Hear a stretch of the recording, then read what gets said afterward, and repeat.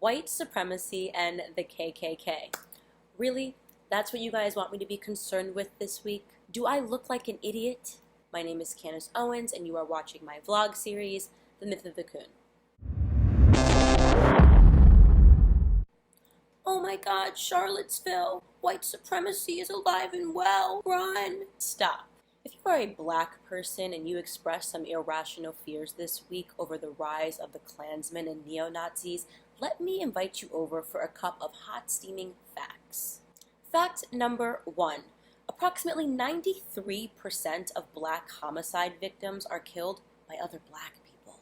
In 2014, 6,095 black people were killed, and virtually all of them were killed by other black people. Black Lives Matter protesters may want to consider extending their slogan to "Don't shoot," because we've already got it covered. And you're not special, white people. Seriously, in 2012, 84% of white homicides were committed by other white people. Go figure. It's like we're all racist towards our own selves. Nobody wants us dead more than we want ourselves dead. I mean, there are, what, 6,000 Klansmen left in our nation? You want me to actually process that as a legitimate fear every day when I wake up? It's Donald Trump's fault that they're feeling energized. It's Obama's fault that Black Lives Matter is violent. Both of you children, to your room. It's obviously the media's fault. I mean, the media is creating this entire narrative, and it is crazy, absolutely crazy to me that people have not figured this out yet. I mean, why do you think we didn't hear a single thing about David Duke, white supremacy, and the KKK the entire time Obama was in office? Do you think that they were all hiding underground, waiting for the next white president, meeting by the light of the moon? Do you really actually believe that they weren't still meeting, holding protests, having rallies and marches? Maybe the media wasn't covering it. Use your brain.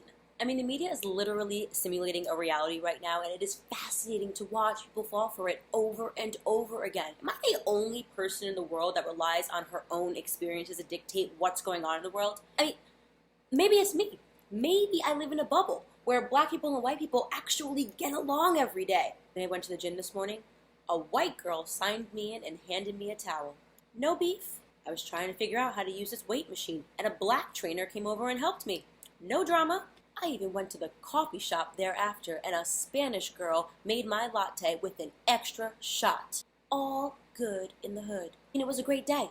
So you'll have to forgive me for not realizing that the figurative racial sky was burning, and it was up to me to choose a side, because if I had known, I obviously would have picked none of you losers. Honestly, everybody involved in this fake racial war is a loser. So please, spare me the statuses, and your white guilt, and your black pride, because I really don't care to see it. You know what's going to happen if we keep down this path? We are actually going to allow the media to create those divisions where none existed prior. I mean, I already see it happening on my Facebook feed. People that were once liking each other's brunch photos are now at each other's throats with claims of racism. I'm like, didn't you two date in high school? Yeah, ma'am. Then I found out that she's a total Nazi sympathizer. I don't know. She's a Nazi sympathizer. She sympathizes with the Nazis. Huh? Bottom line, I am not too disturbed by the events that happened in Charlottesville, because that is what happens when two groups of losers that hate one another get together. That's what happens when the Bloods show up to a Crip party, and if you think one person is above the other,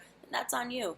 I think the president was absolutely right to call it for what it is, which is two groups of extremists. Nobody showed up looking to give hugs. As an African-American woman in this country, some things that I'm actually afraid of are the education system and the prison system. These are two institutions that actually do systematically oppress and disadvantage African Americans and keep us on the cycle of crime and poverty. But you won't hear your media talking about any of that. Nope.